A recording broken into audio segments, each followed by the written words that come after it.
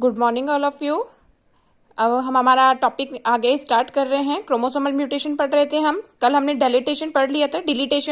Deletion के बारे में हम थोड़ा सा एक बार फिर से रिवाइज कर लेते हैं कि म्यूटेशन में क्या हो रहा है। म्यूटेशन में क्रोमोसोम्स की जो स्ट्रक्चर है, नंबर है या साइज है, यानी कि उसकी संरचना, आकार या उसका जो संख्या है उसमें चेंज हो रहा है, तो उसको हम क्या कह रहे हैं, उत्परिवर्तन या म्यूटेशन।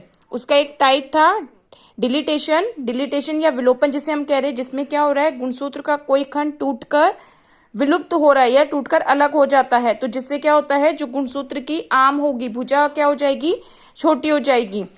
तो इसके हमने इफेक्ट देखे थे। अब इसके 2 इफेक्ट्स हमने देखते हैं। जैसे एग्जांपल अगर देखें कि जैसे ह्यूमन बीइंग में जो 5वां क्रोमोसोम होता है उसके डिलीटेशन की वजह से कौन सा सिंड्रोम हो रहा है, क्राइडू-चैट सिंड्रोम। इसी तरीके से एक सेकेंड इफेक्ट जो हमने पढ़ा है वो है वोल्टेज इफेक्ट। ये वोल्टेज इफेक्ट जो है हमने किसमें देखा है, चूहों में। ठीक है, इसमें क्या होता है कि जर्मनी में एक डांस फॉर्म है, वहां पर क्या होता है कि लोग सर्कल बनाकर घूम घूम कर डांस करते हैं, तो उसे वोल्टेज डांस कहा जाता है।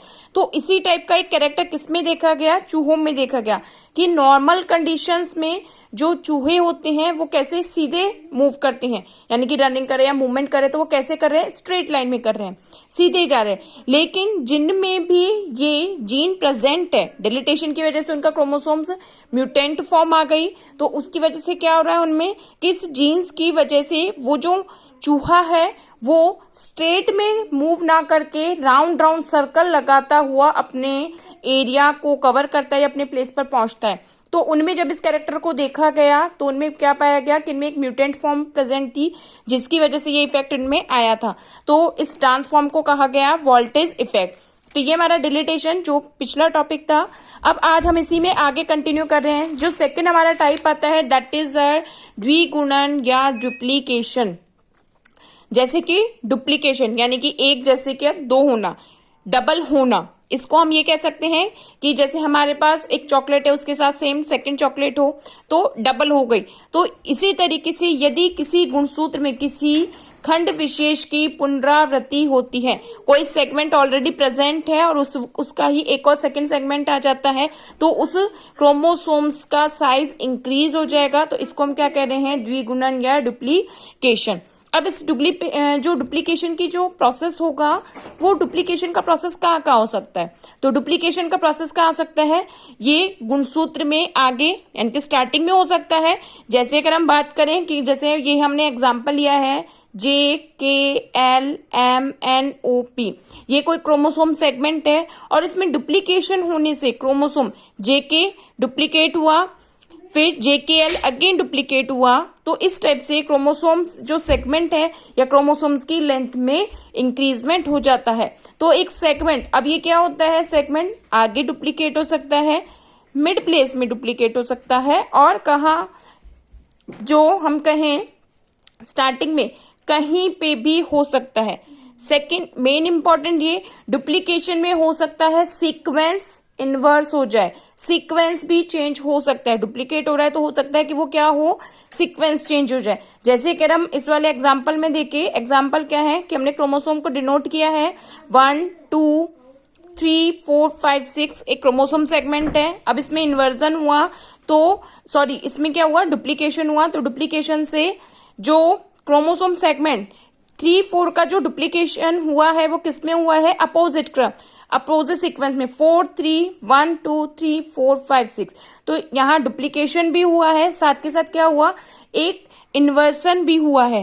तो इसको हम क्या कहते हैं, डुप्लीकेशन। क्रोमोसोम सेगमेंट, वो सेगमेंट डबल टाइम या ट्रिपल टाइम नेक्स्ट और फर्दर प्रेजेंट हो सकता है। अब इसका हम एग्जांपल देखें तो इसका जैसे मोस्ट कॉमन एग्जांपल आता है बार आइज इन ड्रोसोफिला। ठीक है, ड्रोसोफिला में बार आइज होती क्या है, जो नॉर्मल आइज होती है उससे आइज का थोड़ा सा छोटा होना, यानी कि इस क्रोमोसोमल म्यूटेशंस की वजह से उस म्यूटेंट फॉर्म में जो आइज होती है वो कैसी हो जाती है, श्रिंक हो जाती है कॉमन एंसेस्टर की तुलना में। अब इसके अगर हम देखें तो इसमें ये होता किससे है, तो बाराइज जो होती हैं वो ड्रोसोफिला में 16A क्रोमोसोम सेगमेंट के पुनरावृत्ति यानी कि उसके डुप्लीकेट होने की वजह से होती है। जो 16A सेगमेंट होता है वो 2 टाइम अगर प्रेजेंट हो रहा है तो बाराइज होंगी, यदि 2 से एक्स्ट्रा टाइम अगर वो प्रेजेंट डुप्लीकेट हो रहा है तो क्या हो जाती है, अल्ट्रा बाराइज प्रेजेंट हो जाती है।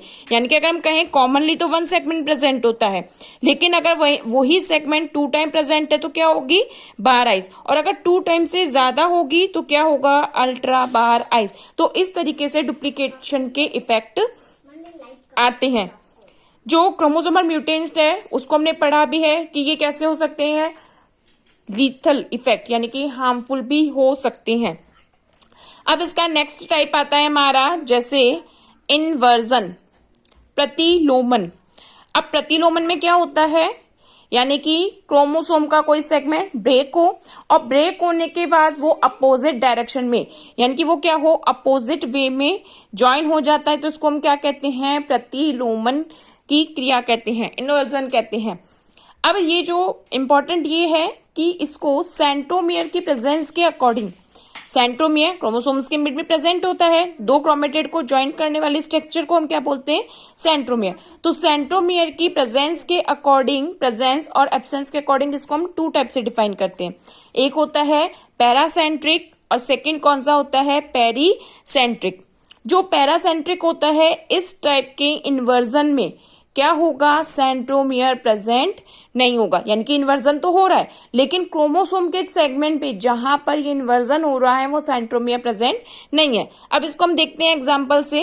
ये मैंने एक क्रोमोसोम्स का डायग्राम बनाया, इसमें क्या है, ये है मिड पार्ट, ये सेंट्रोमियर है, ये 2 क्रोमेटिड्स हो गए। अब सपोज करो कि जो ब्रेकेज हुआ है, सेगमेंट का ब्रेकेज किस पॉइंट से हुआ है, मिड से, केवल एक ही सेगमेंट के मिड पार्ट से उसका ब्रेकेज हुआ है, इसको मैंने कलर से भी डिनोट किया है।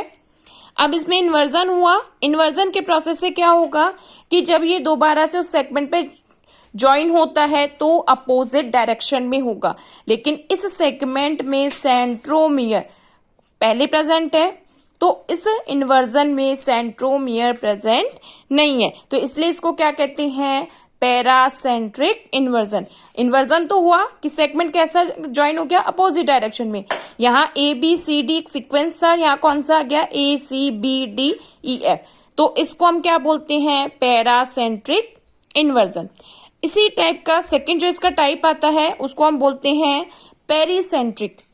अब पेरीसेंट्रिक में क्या होता है कि इस टाइप के इन्वर्जन में जो इन्वर्टेड खंड होगा वो क्या होगा, उसमें सेंट्रोमियर प्रेजेंट होगा। तो सेंट्रोमियर प्रेजेंट होगा, इट मींस यहां पर जो इन्वर्जन प्रोसेस होगा या हमके जो ब्रेकेज होगा वो ब्रेकेज यानी कि टूटने का प्रोसेस कहां से होगा, सेंट्रोमियर 2 क्रोमेटिड के मिड प्लेस पे से, यानी कि जहां पर सेंट्रोमियर के थ्रू क्रोमेटिड आपस में ज्वाइन करते हैं, जुड़ते हैं।